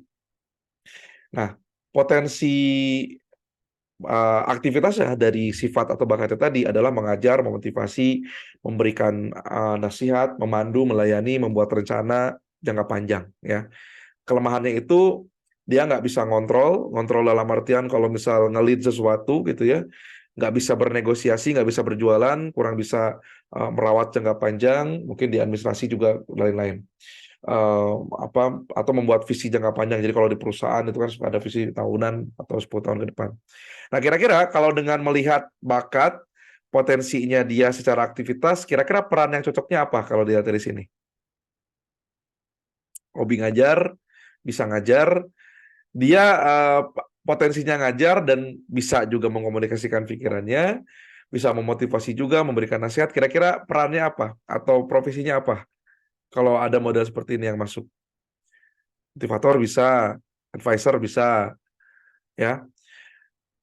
Guru, ya bener. Konsultan, guru, penasehat itu bisa masuk. Karena ya pada apa namanya, guru kelas kecil lah, bener. Ya karena kan nggak harus yang benar-benar ngontrol banget dan lain-lain ya, tapi memang perlu gitu ya, dia itu bisa tetap melayani, memberikan motivasi, tetap ngajar dan segala macam. Saya ambil contoh lain. Ini bakatnya nih ya, suka maksa nih, pokoknya punya kehendak tuh harus. Nah, kadang-kadang kita melihat itu sebagai satu kekurangan ya. Tapi saya suka sampaikan ke orang tua, bisa hasil tes persona itu ada anak yang dia suka ngatur gitu ya. Ya itu ada bakat leadership, cuma kan harus dilatih lagi gitu kan. Ada bakatnya loh gitu. Jadi suka memaksa, senang mengkomunikasikan pikirannya, ekstrovert, suka keluar gitu ya. Senang melihat kemajuan orang, suka bersahabat, tegaan. Ini pokoknya orangnya capek, tetap gas gitu ya. Tegaan orangnya ya. Gak suka konflik, gak punya empati. Visioner ya, yang nggak terlalu strategis, senang sama mempelajari hal baru, tidak teratur, tidak teliti. Itu ada kekurangannya di situ, katakanlah gitu ya. Jadi kelebihannya itu siap suka mengendalikan, suka memediasi dua belah pihak, berjualan, memberikan advice, mengajar, melayani, membuat visi. Kelemahannya merawat, membuat rencana jangka panjang, administrasi tugas safety gitu ya. Kira-kira perannya apa nih yang cocok? Bisa owner ini mah. Politikus. Ayo, kira-kira peran yang pasnya apa di sini? Pengacara, ya bisa ya. Leader, seller, mediator, guru masih masuk, manager, yes bisa ya. Ya business owner juga memang seperti itu ya. Saya suka maksa kadang-kadang. Ini Pak Dandi udah kontak-kontak suka maksa. Terasa ke saya. Gak tegaan dan lain-lain. Nah, terakhir ya. Jadi ini menarik. Kalau kita di konsep talent mapping itu, nanti kita akan mempertemukan apa yang jadi bakat, terus kita melihat atau aktivitas potensinya kemana, nanti perannya itu bisa jadikan apa gitu kan ya. Nah, ini satu lagi nih, introvert, gak suka maksa, ini kebalikan ya, gak tegaan orangnya, gak suka konflik, gak visioner, tapi dia strategis, analitis, suka mempelajari hal baru, teratur, teliti, pekerja keras, konsisten, dan penuh tanggung jawab. Potensinya atau kelebihannya itu dia suka menganalisa, membuat program, accounting, mengelola keuangan, mengevaluasi, meneliti, administrasi. Kelemahannya kebalikannya ya, dia nggak bisa mengendalikan, nggak bisa memediasi, nego gitu nggak bisa ya, nggak bisa jualan, nggak bisa bikin visi. Apa kira-kira tugasnya yang cocok? Saya banget ini. Ya, itu semua orang punya peran kan. Kalau kita lihatannya dari suatu peran, loh kamu tuh nggak bakat di situ. Ya, emang saya nggak bakat di situ, bakat saya di sini gitu. Nanti bisa jawab kayak gitu, ya. Apa? Ya. Analis, ini bisa jadi proses engineer, akuntan financing, bisa juga admin bisa, safety, ya karyawan bidangnya ya, tetap kan karyawan. Kalau kita dapat karyawan yang seperti ini, terus disuruh kerja, ya nggak bisa juga. Sorry, disuruh jualan, ya nggak bisa juga gitu ya. Dia tidak akan terasa nyaman, nggak akan enjoy, nggak akan easy ya melakukannya, pembawaan dan lain-lain. Nah, jadi menarik ya. Andai kita tahu nih, anak kita bisa lihat secara detail bakat anak kita tuh apa, lalu kita bisa menganalisa kelemahan dan kelebihannya, perannya nanti ketahuan.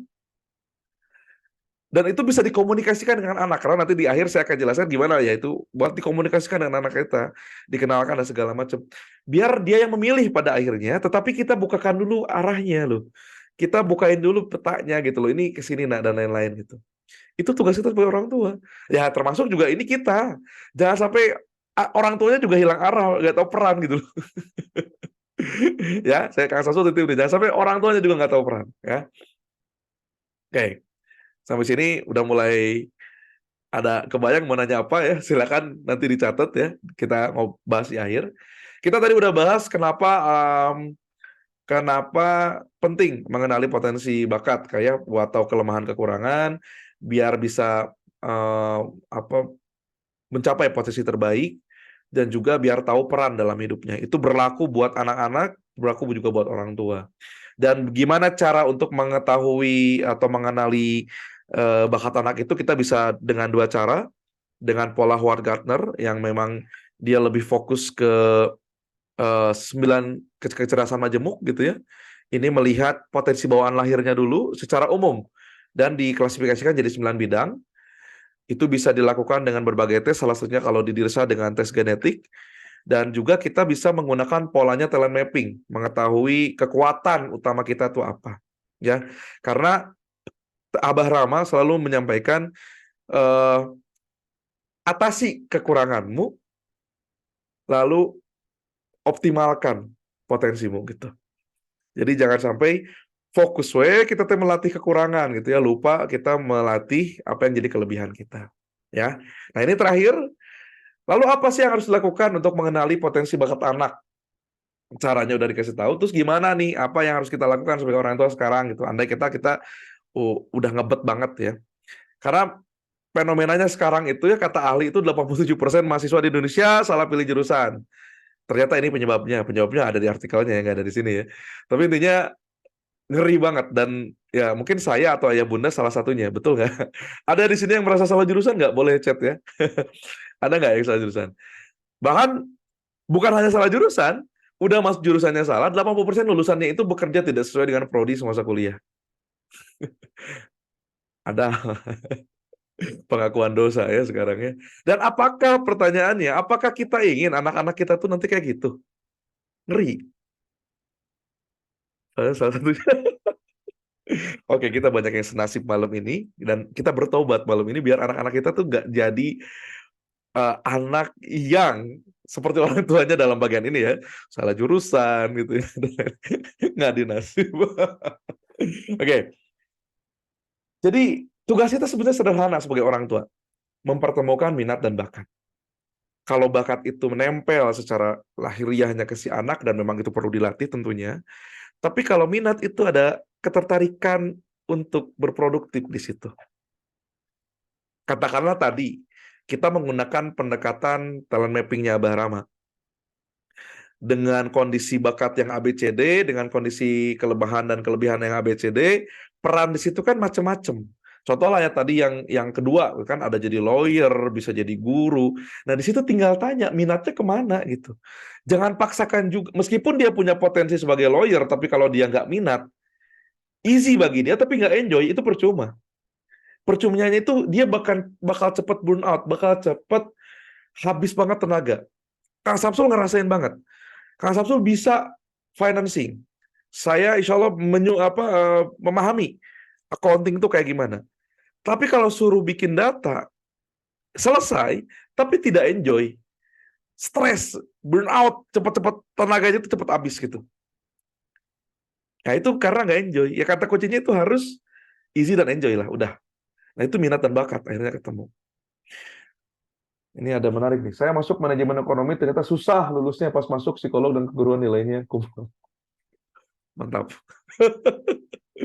Ya, tugas kita sederhana sebagai orang tua adalah mempertemukan minat dan bakat. Minat ini perlu dieksplor karena balik lagi bidangnya akan berubah dari tahun ke tahun dan bisa jadi 10 tahun ke depan itu beda dengan sekarang. Tapi bakat pada anak itu melekat, menempel, dan tergantung kita mengasahnya atau tidak. Maka di sini Kang Samsul klasifikasikan ada 4 cara kurang lebih gitu ya. Pertama, apa sih yang harus kita lakukan sebagai orang tua untuk bisa mengenali potensi bakat anak kita? Pertama, silakan lakukan observasi dan komunikasi dengan efektif kepada si anak. Maksudnya, observasi itu kita bisa memperhatikan si anak secara aktivitas dia kayak gimana, apa yang dia geluti gitu kan. Dan kita ngobrol sama si anak. Kata kuncinya ngobrol sebenarnya. Ya. Masa iya sih zaman sekarang masih kita tuh kekeh untuk kamu ikutin apa mau ayah bunda misalnya gitu ya. Ya kita masih bisa cari titik tengah dengan ngobrol sebenarnya. Ya, masa kita nggak komunikasi, wah itu nggak kebayang ya kalau nggak komunikasi itu bakal kayak gimana. Nah, terus yang kedua adalah mendengarkan minat dan keinginan anak. Kalau zaman orang tua dulu, itu pola belajarnya kan saya tahu, kamu tidak tahu. Jadi kita yang ngasih tahu, wah harus ikutin bla bla bla bla bla bla bla gitu. Lalu pada saat generasi sudah berjalan, di generasi milenial itu kayak posisinya mulai I know you know gitu loh. Jadi kita, ya kamu sudah tahu, kita sudah tahu, diskusi. Tapi kalau pola anak sekarang nih, bocah-bocah sekarang nih ya, itu bisa jadi I know and you know better. Jadi kita perlu mendengarkan juga gitu loh. Anak-anak ya, dunia mereka pada saat nanti mereka bertumbuh itu pasti bakal beda dengan kita. Ya, mendengarkan minat dan keinginan anak itu jadi salah satu bagian penting agar kita juga bisa lebih kenal lagi dengan potensi bakat anak kita. Lalu kita juga sebenarnya bisa mengenali potensi bakat itu lewat aktivitas sehari-hari si anak. Karena tadi Kak Sabsu sudah ada slide-nya yang awal, kok anak ini senang rapi-rapi ya? Kok anak ini demen banget ya dia sama tanaman, sama hewan. Wah, coba tuh kasih aja, nggak apa-apa. Bahkan dikenalkan, kita belikan misalnya ensiklopedia, buku-buku pertanian. Siapa tahu malah dia memperdalam itu kan dari kecil. Who knows gitu. Malah dia senang sekali, apalagi dengan pola pembelajaran sekarang. Anak bisa cari informasi dari internet dengan begitu mudah, bisa katakan. Kenali potensi bakat itu lewat aktivitas mereka sehari-hari. Dan yang terakhir, bisa juga kita menggunakan tes atau alat bantu mengidentifikasi bakat. Bisa konsultasi dengan profesional atau tenaga ahli. Ini sangat disarankan kalau seandainya kita perlu konseling yang berkelanjutan, ya.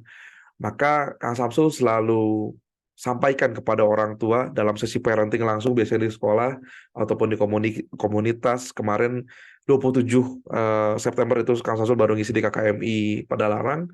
Kang Samsul juga ceritakan bahwa setiap anak itu pasti punya pembawaannya masing-masing tadi gitu. Tidak ada anak yang nggak bisa diajari. Yang ada adalah metodenya mungkin nggak masuk ke si anak. Metodenya nggak cocok buat si dia gitu kan. Dan itu bisa diketahui ketika kita melakukan minimalnya itu asesmen sederhana buat si anak. Kemarin kami kasih cara asesmennya dan lain-lain. Nah itu bisa jadi modal dasar juga. Ya, maka ini kembali lagi kalau seandainya ayah bunda ingin lebih detail, silakan cari yang terdekat, nggak harus sama Dirsa. Tapi kalau sekiranya Dirsa ada layanan yang bisa terjangkau secara luas juga silakan gitu ya. Nah salah satunya stigma atau kayak genetik dan talenta tadi itu bisa dilakukan secara jarak jauh. Wah, tes tes sidik jari bisa dilakukan jarak jauh ya, nanti ya teknisnya akan kita jelaskan gitu ya. Nah kalau misal ayah bunda mau mengenal Dirsa lebih eh, detail, nih bisa masuk ke website Dirsa. Di sini ada layanannya. Kita ada 3 layanan inti, ya. Satu buat perusahaan. Kalau ayah bunda punya perusahaan juga butuh asesmen bisa lewat Dirsa. Karena Grab itu Grab Bandung, Grab Jabar itu kerjasama dengan kami juga. Nah untuk genetik ini bisa ayah bunda klik di layanan. Kita ada penjelasannya. Nanti bisa masukkan data dan lain-lain. Kalau seandainya ayah bunda mau eh daftar, tinggal klik daftar sekarang. Kalau lagi ada promo ya, sekarang ternyata dari 1 juta itu hanya 400.000 aja sampai 15 Oktober. Nah, kalau untuk layanan yang talenta bisa langsung dari sini, karena talenta nanti akan ditanya dulu kebutuhannya apa, karena ada beberapa jenis tes atau sesuai kebutuhannya, ya. Jadi pokoknya kalau anaknya masih prasekolah, anaknya masih usia TK SD, itu genetik cukup. Dan itu genetik cukup 1 tahun, 1 kali seumur hidup tesnya. Tapi kalau seandainya anaknya udah SMP, SMA atau dewasa atau bahkan ayah bundanya yang pengen tahu, itu tesnya yang talenta. Nanti kita akan arahkan sesuai dengan kebutuhan. Ada yang versi light atau yang lengkap itu sampai dengan talent mapping. Oke, jadi ayah bunda sekalian sekali lagi kenali potensi bakat anak sejak dini ya, atau bahkan anaknya udah nggak dini-dini banget, minimal harus ada obrolan karena anak-anak kalau nggak diarahkan, waduh ya, mengerikan sekali ya. Dengan zaman yang seperti ini, doa Kang Samsul adalah anak-anak kita bisa menjadi anak-anak yang berperan aktif dan bermanfaat bagi sekitar. Tentunya kita juga sebagai orang tua menjadi orang tua yang bisa membantu anak kita mencapai itu ya. Jadi untuk materi malam ini itu cukup sekian ya. Ini Melek Parenting adalah program terbarunya nanti Dirsa ya. Ini coming soon. Nanti buku atau ebook juga downloadnya nanti di situsnya Melek Parenting. Melek Parenting ini nanti akan kami eh, banyak sekali kelas-kelas yang bisa ayah bunda ikuti di situ, dan itu kurikulumnya detail dan praktikal banget lah. Jadi bukan teori doang tapi memang bisa dipraktikkan. Ya. Pastinya ini juga pasti menimbulkan pertanyaan, oh gimana cara buat asesmen dan lain-lain, nanti itu bisa dibahas lebih lanjut. Baik, mungkin untuk sesi materi cukup sekian. Saya kembalikan lagi ke Teh Dinda untuk sesi tanya jawab. Kita punya 15 menit ternyata ya untuk tanya jawabnya. Silakan Teh Dinda. Ya, terima kasih banyak kepada Kang Samsul ya. Alhamdulillah sharing malam ini bermanfaat sekali tentang mengenali potensi anak.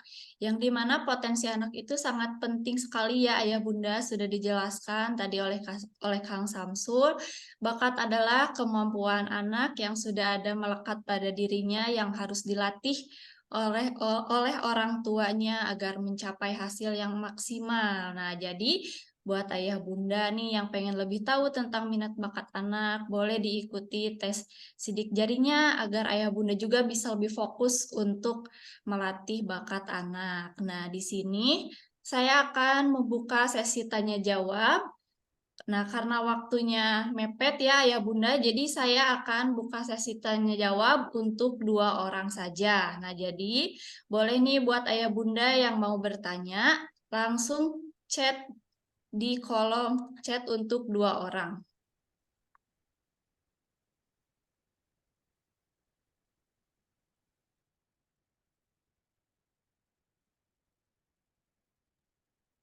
Yuk, siapa nih buat Ayah Bunda ada yang mau bertanya? Oke, udah ada ya. Ini yang saya pilih dari yang paling atas dulu ya. Ini ada dari Bunda Yohane dan Bunda Hesti. Ini untuk 2 orang pertama ya. Nah, untuk sisanya mungkin Ayah Bunda boleh nanti lanjutkan menanyakannya di kolom chat yang grup Dirsa sudah sediakan. Nah, kepada Kang Samsul, gimana nih Kang, mau dijawab langsung atau mau Boleh. ditampung Siapa dulu? siapa teh yang mau dijawab? Yang mana pertanyaannya? Ada dari Bunda Yohane. Apa tuh pertanyaannya? Kang, Coba. anak saya umur 6 tahun, senang menggambar, tapi gambarnya masih suka asal-asalan. Apa itu termasuk salah satu bakat juga? Ya. Oke. Apa kita terlalu bakat? Yes, ya. Karena memang bisa gini, asal-asalan itu kadang-kadang pernah nanya nggak ke anaknya, dia lagi gambar apa? Karena kadang-kadang gini, yang dia bayangkan dan dia interpretasikan dalam gambar itu belum nampak dengan jelas. Nah, tapi anak yang berbakat gambar biasanya dia punya story dengan gambarnya. Jadi nggak bikin asal gitu. Jadi kelihatannya kayak nggak puguh gambar naon, tapi pada saat ditanya itu gambar apa, dia bisa menjelaskan story-nya. Ini loh Bun, aku tuh gambar ini, ada ininya, ada segala macam. Itu biasanya ada ciri-ciri bakatnya di situ. Bisa diuji lagi dengan kita coba arahkan dia dengan menggambar yang ada bentuknya, katakanlah, nah bisa nggak kalau kamu gambar ini dan lain-lain gitu. Nanti biasanya kalau dia ada bakat, oh saya sukanya gambar ini Bun, nih aku lagi bikin gambar ini. Nah, itu biasa ada bakat seperti itu. Masuk bakat kok itu. Itu tadi Nda. Oke, kita langsung ke pertanyaan selanjutnya. Ada dari Bunda Hesti Risi nih. Bagaimana sikap kita sebagai orang tua bila anak sudah diarahkan sesuai bakat tapi tidak mau dan pilih yang lain? Ya, jadi kalau udah diarahkan sesuai bakat, cek lagi minatnya, Bun. Tadi tugas kita adalah mempertemukan minat dan bakat anak. Katakanlah dia pilih yang lain karena memang ada minat di situ. Dan Kang Samsul selalu sampaikan, penting mana sih minat sama bakat? Wah, ini agak-agak dua kubu biasanya. Yang penting bakat lah gitu. Kalau nggak ada minat dan lain-lain, penting minat gitu ya. Kalau saya sebenarnya orang yang silahkan lihat minatnya dulu, baru nanti cari yang pendekatan bakatnya paling dekat. Jadi yang cari yang bakat itu paling dekat ke kita. Kenapa? Ya karena tadi kata kuncinya harus enjoy dulu. Enjoy itu karena ada minat gitu loh. Baru cek yang mudah dari apa yang kamu nikmati itu yang mana gitu. Oh ini masuk nih, nah itu baru.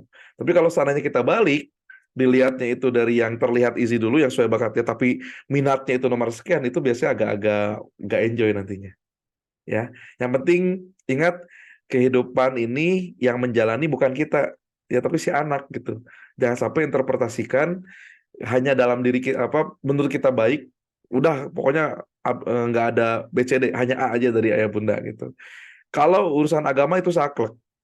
Tapi kan cara menjalani, mengimplementasikan dalam kehidupannya itu bisa dilakukan dengan, diartikan dengan berbagai cara. Bahkan ada istilah gini, ayah bunda sekalian, work-life balance.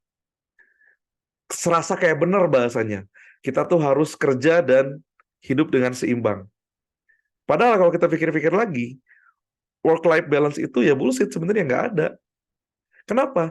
Ketika kita misahin work, pekerjaan dengan hidup, berarti pada saat kita kerja, kita nggak akan merasa hidup di situ. Jadi istilah work-life balance itu nggak ada sebenarnya. Karena sejatinya work itu, pekerjaan itu adalah bagian dari kehidupan. Maka balik lagi ketika tadi anak kita udah arahkan sesuai bakatnya dia, tapi dia nggak mau pilih yang lain, memang bisa jadi minatnya ke arah yang sana. Ya tetap kita telusuri ada nggak potensi bakat dia di situ. Kalau ada nggak apa, gas aja. Sehingga nanti pada saat dia work, dia bisa merasakan life juga di situ. Jadi nggak ada istilah work-life balance. Karena keduanya itu adalah satu bagian. Ya, pada saat kita work, kita sedang live. Pada saat kita melakukan itu, kita sedang beribadah juga. Itu tadi, Mbak. Masih ada? Oke, Masih masuk pertanyaan yang lain? ini karena masih ada waktu, mungkin pertanyaannya boleh ditambah mungkin ya. Ini ada dari Bunda Nelis nih. Anak saya sudah dites sidik jari tapi gak minat. Bagaimana ya? Siap. Yang mana sih? Nulis. Tes. Bunda Nelis. Bentar, aku cek. Oh, tes sidik jari tapi gak minat. Itu yang sama genetik atau sama kami atau sama yang lain? Boleh sambil di chat ya. Jadi nggak minatnya itu, ya. Kalau dia usianya, oh iya saya lupa ya. Kalau dia usianya masih saat ini masih di bawah 12 tahun, memang perlu dieksplor lagi. Karena tes yang dari sidik jari yang memang hasilnya yang 9 kecerdasan majemuk, itu tugas kita adalah mengeksplor berbagai profesi yang memang ada potensi bakatnya buat si anak. Sampai kapan Kang Samsul? Usia 5 atau 6 SD. Itu sampai situ. Nah, kalau udah 3 SMA, saran saya jangan pakai sidik jari justru. Sebenarnya. Karena di sidik jari itu lebih condong narik ke bawaan lahir saja. Sedangkan pada saat ini pasti ada bakat yang sudah dia latih. Dan ada minat yang dia lihat dari sekitar. Jadi kalau tes sidik jari digunakan untuk orang yang SMP, SMA, atau dewasa, biasanya lebih ke hasilnya itu lebih ke pembuktian awal. Tuh ya, ada aku teh punya bakat itu sebenarnya, cuma nggak dialatih. Saya pernah di salah satu sekolah di Bogor, sebenarnya waktu itu programnya adalah untuk anak-anak TK. Tapi qadarullah, waktu itu orang tuanya pada pengen ikut tes sidik jari. Ternyata pas sudah di tes sidik jari, outputnya itu bukan untuk mereka rubah karir, tapi rata-rata jawabannya gini, tuh Kang Samsul, lah saya tuh punya bakat dulu di sini, cuma orang tua saya nggak dukung gitu, gitu doang gitu. Pada ini tuh melihat secara masa kecilnya kayak gimana. Jadi balik lagi tes sidik jari, Kang Samsul sarankan itu untuk yang lebih dekat lebih baik. Jadi TK SD itu lebih bagus. Tapi kalau udah SMP SMA pakainya talenta. Mau pakai talent mapping, mau pakai banyak lah tesnya. Tapi kalau dan tes yang talenta di diri saya itu online ya. Jadi ayah bunda yang mau di Lampung, di Sumatera Utara, mau dimanapun di Makassar, di luar negeri itu bisa mengikutinya. Jadi nanti tinggal masuk ke website, chat ke admin, nanti kita akan arahkan yang sesuai ya buat anaknya itu. Apalagi anaknya udah SMA kelas 3 mau kuliah, itu sangat cocok banget untuk mengikuti tes talenta. Selanjutnya Teh Dinda, mungkin pertanyaan terakhir. Oke, pertanyaan terakhir ini ada dari Bunda siapa ya ini namanya Pipo ini nama HP ini ya. Oh, nama handphonenya itu. Ya, saya punya anak laki-laki umur 6 tahun, dia senang dengan permainan anak perempuan. Apa bakatnya dan bagaimana mengarahkannya yang baik? Oke, kita clearkan dulu mainan perempuannya apa Bun, boleh sambil chat ya. Jadi kan mainan perempuan itu eh mungkin gini, Kak Samsul pakai pola umum ya. Ini berlaku buat anak saya ketika saya bawa ke ninnya ya, ke nenek dari ya nenek ini ya. Eta Kaira jangan main mobil-mobilan kayak laki-laki gitu. Terus anak laki-laki saya pegang boneka ya gitu. Itu apa namanya? Nggak boleh bawa boneka dan lain-lain. Gini, pada dasarnya mainan itu kan memang tidak terlalu dispesifikasikan sebenarnya itu laki-laki atau perempuan. Even itu dia masak-masakan. Sehingga saya juga Kak Samsul dulu main masak-masakan kok, dan ternyata alhamdulillah sejauh ini adalah bakat masak meskipun itu nggak diminati untuk jadi profesi bisnis gitu ya. Bisa masak buat keluarga gitu. Dan saya juga suka dengan boneka sebenarnya. Dan alhamdulillah saya manly ya sampai saat ini gitu, nggak ada lain-lain.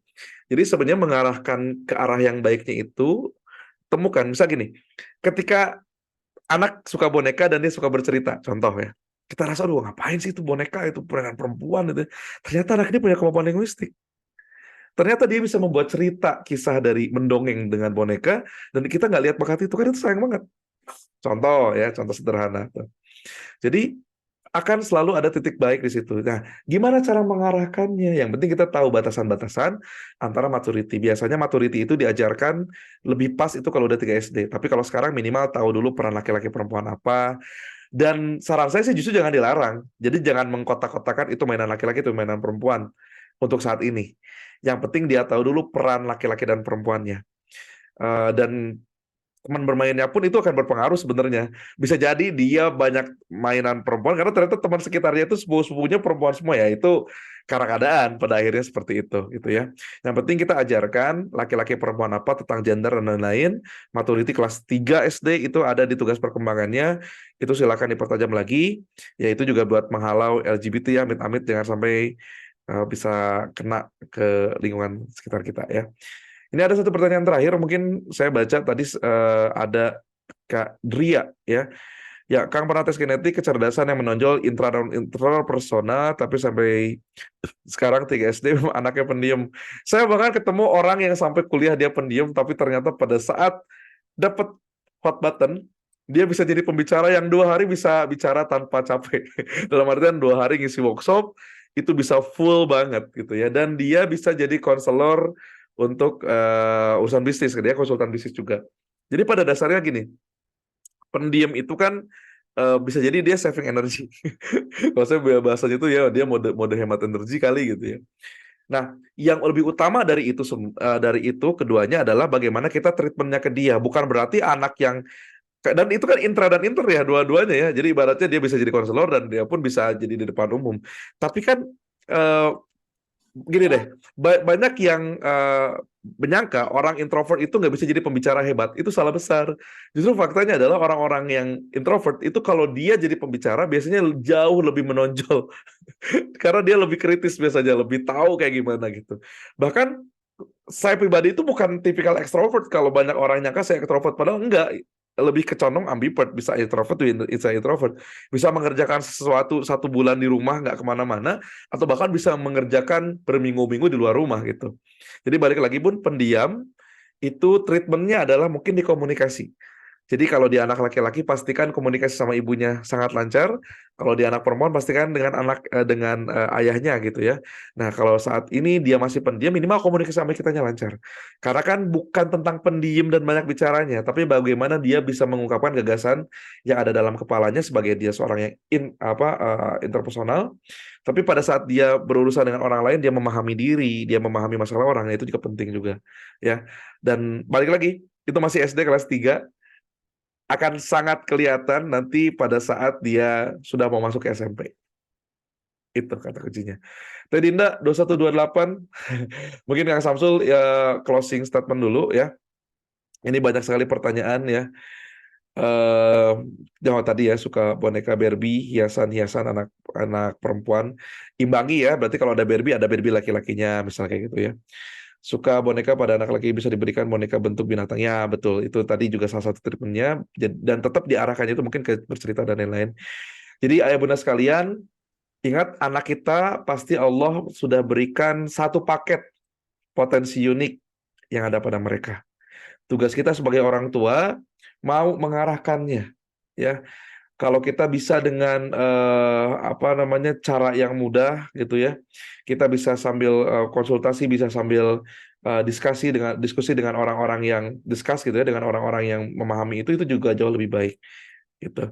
Karena yang perlu diingat adalah tugas kita itu menunjukkan jalannya, yang menjalani ya anaknya.